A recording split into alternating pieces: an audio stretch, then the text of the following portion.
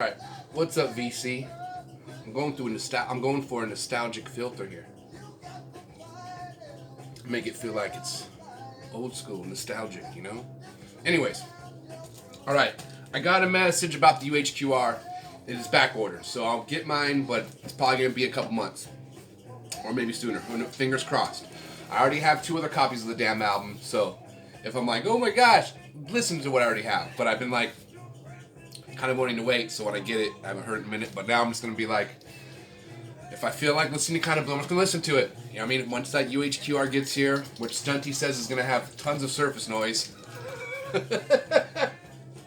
I think he knows something, because he works at a pressing plant. I swear he knows something about it that we don't. But either way, still excited about it. But, so, that damn live on Friday night live in San Francisco, the Al Di Meola, Paco de Lucia, John McLaughlin album. I've been waiting months for that thing. So that was the one that was like, it might be, and then I just kind of gave up. Would you stop? Hey, come over here. My dog's trying to like lick me.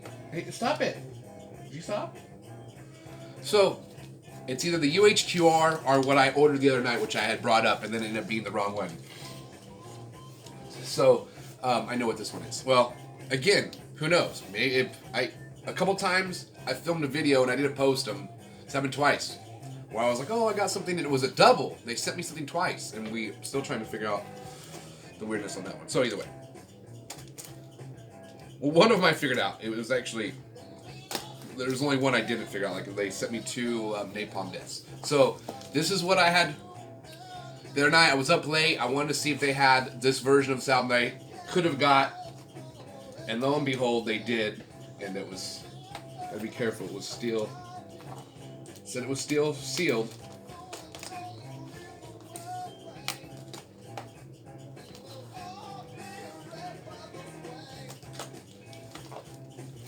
Alright, sorry, just taking it, they really taped it up good, which is understandable. This is a very nice, if this is, I'm one, you know, I should say 100%, but I'm pretty positive I know what this one's gonna be.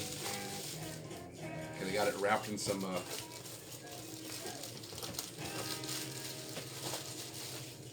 okay, of course, my dog loves to mess with the box.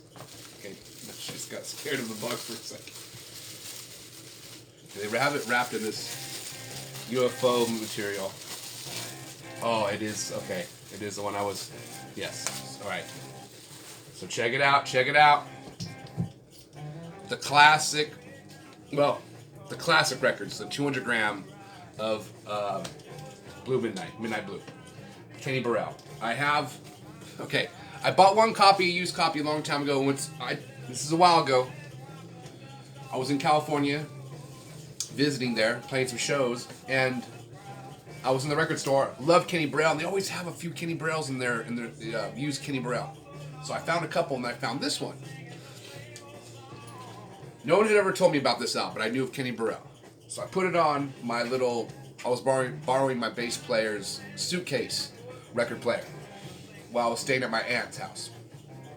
And I played it all late night.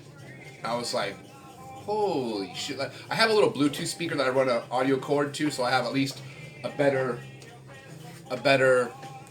speaker instead of the little one that's in the suitcase. So anyways, I could hear this album, and I was like, gosh damn, this album's amazing. And, you know, I mean, I wasn't surprised it's Kenny Burrell, but it definitely had a different vibe, you know, than all the other ones. And so, anyways, brought it back home, loved it. And when I analyzed it closer, I noticed there was a little swiggly scratch mark. It really didn't affect the play, but just knowing that I love Kenny Burrell and I loved this album. I love this album, but the one I had, I was like, it kind of bothered me that it had that little squiggly in the grooves. So I found another copy, a used copy that I bought. That one had some default on it, so I finally just bought the reissue. Just the, I didn't say the damn hype sticker, but I want to say it was either way, it was the classic records or the 80th or the whatever, the 70th, whatever. One of the reissues by Blue Note, and that one plays great. Sounds awesome. I'm pretty sure also that's the one that has.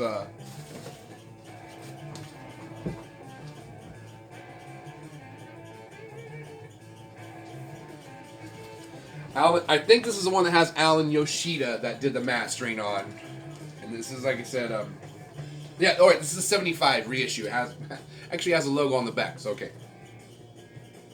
And yes, mastered by Alan Yoshida, who did a great job. This sounds great. If this is all you can get your hands on, be thankful. I'm super thankful to have this. But, like I said, I've seen this, so let's, it is still sealed. So, oh, wow. Alright. I'm like... I thought it might... I was hoping it was going to be a gatefold, but no. But it feels a lot thicker, and it feels like one of the old school Blue Notes. The picture's a little bit darker. Here's that.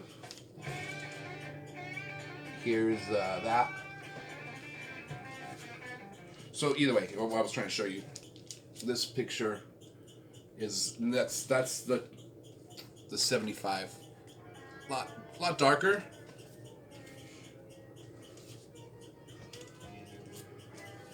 Alright, let's just open it together. I'm like in shock that I got this, but I bought this to listen to. I didn't buy this just to collect. I mean, but it's here like, alright.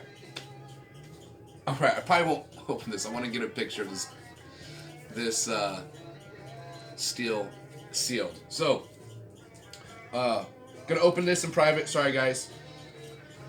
But I'll let you know after I play it how it went. Now, what's playing in the background if my video doesn't get flagged?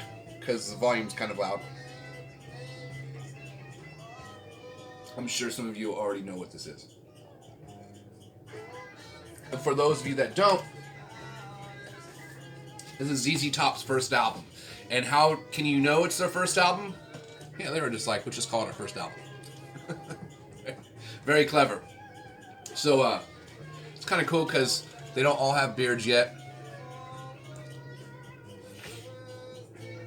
And that, I'm pretty sure that's Billy Gibbons over here, so either way. Looks a lot different without a beard. But, this is a great album. All their albums are really good, depending on what you're feeling and vibing. Fandango, live in Houston, that one's really good. Tejas, that one's phenomenal. It just depends what you're vibing. But, sometimes the first album doesn't get talked about. And you want to talk about guitar tone, and this is the reissue. This is not an original. This is, I got this a couple years back. And, phenomenal. The guitar tone on this, just the guitar tone alone is worth getting this album for. But the songs are great. The vocals are amazing.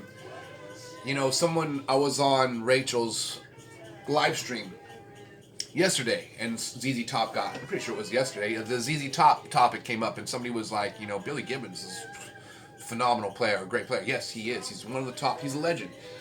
And it's one of those things, for me when I was younger, ZZ Top was badass. They had the videos on MTV, so that's the first stuff I heard of ZZ Top was their 80s stuff, which is totally different. They're very clever, though, to where they're still their old school vibe with using the stuff that was being popular in the 80s, the keyboard sounds and electronic drums and stuff like that. But their old stuff, you know what I mean, I would hear it and you're like, oh, it's good, but it's the more I learned my instrument and the more my ear grew, the better they got it way better. And then it was like just looking for some tush. I remember me and my friends, we had a band called Voodoo Boys Trio. It's just a blues cover band that this is when I lived out in California. And we tried to play ZZ Top, and that's when you're like, oh, we should be able to slam this out. You know what I mean? We're doing like covers of Pride and Joy, which, trust me, I'm sure we were hacking that, but we felt we were killing it. So you're thinking, you know, just ZZ Top, it's usually 1-4-5. They're clever on the turnarounds, though. Not all of them are like that, but then you try to play it, and that's when you really find out, for me, like, damn, first, just to get that tone, you know what I mean, like 90% of your tone, like the majority of your tone comes from your hands, your approach, your pick attack, your way you fret your notes, and then there's your guitar, which is a good chunk, and then your gear. So, but you can buy all the shit you want, You could have the same exact setup as what Billy Gibbons had back in the day, and you won't sound like him. You know what I mean? That's you get close, but it's because it's his hands, it's him playing, his personality. So so just go get old ZZ Top. It'll, you know, I mean, even if you're not a guitar player, just if you're a music listener, that's even better. Go get ZZ Top. You'll be old ZZ Top if you don't have any. For those of you that have it already, you already know how amazing it is and how great it sounds. But I was just having coffee right now before I turned this, started filming this, and I was like, gosh, damn. And I didn't have it super loud, but I had it good loud. And it was like, it was just like, got the chills just hearing it, like doing one note, just play. You know, I mean, that's how good the tone is. And that's the whole thing about, like, I posted a video of me playing guitar, and I love all guitar. I love everything about music. So I love people that play shred guitar, but I also love Kurt Cobain's playing. I think he is a phenomenal guitar player in the sense that he did for the songs which were great. Like, for example, and this is my opinion, Smells Like Teen Spirit. If he would have gone into an Yngwie Malmsteen solo, it would have been cool, but that just would not have fit the song at all. He did something real clever in the song. What did he do? He does a vocal melody line for the guitar solo. Oh, who does that? Willie Nelson. Most country songs have the vocal melody line as an intro into the solo, or somewhere in the solo. Jazz songs, the main melody first gets played throughout the whole song. You know what I mean? But then it'll get snuck into to the solo when they're improvising. They'll just throw in a piece of the main melody. So, and who else does that? The Beatles, who totally influenced. So, I love simplistic guitar. I love crazy guitar that's, a lot of notes. I just love everything. Like, a while back, I always loved B.B. King. But I never really just listened to B.B. King, really just started, like, going deep on B.B. King, like all these other guitar players I really admire. And I was really late to the party, but it was like, I got a 45 that had the song Eyesight for the Blind. This an old B.B. King song. And it just, and this kind of goes to first of all, he's a legend. His voice, his playing, but it's just his playing alone. There was no, this is just him plugged straight into a guitar amp. His whole tone was there's no pedals, no effects pedals, and there was only, these old recordings is one microphone. So you had to set up the music equipment very clever in a way that so the drums weren't too close to the microphone so you couldn't hear the vocals. The guitar amp, they had the equation figured out when it was just a one microphone recording. Now, that's not all his recordings, but his very earliest recordings, like at Sun Studio, those are done with one microphone, you know what I mean? And again, I could be wrong, but a lot of that stuff, that old stuff was recorded with one microphone. So, with all that, listen how good the recording sounds. It's freaking mind-boggling how good it sounds. And so, and that's because it comes from the hands, you know what I mean? And so, this video went from an unboxing to ZZ Top to now Guitar Tone and stuff, but, like, B.B. King, the reason I took him for granted is I felt like, oh, well, of course B.B. like, do I need to listen to tons of B.B. King? Like, he's a legend. Like, he already influenced a lot of the guys I'm already into. Like, there's, I almost felt like, I've heard a lot of his songs. I heard The Thrill's Gone, no, and I'll have to do, like, I'll pull out one album, for example. So here's a really cool one that you don't hear about. Blues for Me, B.B. King. Phenomenal album right here. And this is, this came out, well, some of these old ones don't even tell you. But it has Bad Case of Love, Bad Luck Soul, Baby Look at You, You're Breaking My Heart. But the crazy thing is for me, once I really started listening to B.B. King, he shreds on guitar, okay? And you're thinking like, no, if that's what he felt he wanted to do, that he had the skill set to do that, no problem. But that's not what B.B. King is about. he shreds on guitar in a very clever way, to where he still gets all over the neck, but his phrasing is so phenomenal. He'll put one note in the perfect spot that'll just floor you with a combination of some other notes. But he's singing with his guitar. You know what I mean? And so, it was crazy. I went for a whole year where I was just listening to tons of B.B. King. I still listen to B.B. King a lot, or not a lot right now, but I still, he's in the cycle. But there was that. If I went through this really B.B. King phase and try to even figure out his solos, especially his old stuff. And again, this kind of just revolves about the tone and why I think, I should be holding these albums up a little bit more, so that kind of goes back to this. This album has amazing guitar tone, and you just crank it up a little bit at a good volume, or crank it up real loud, and it sounds like they're playing guitar right next to you, and I love that.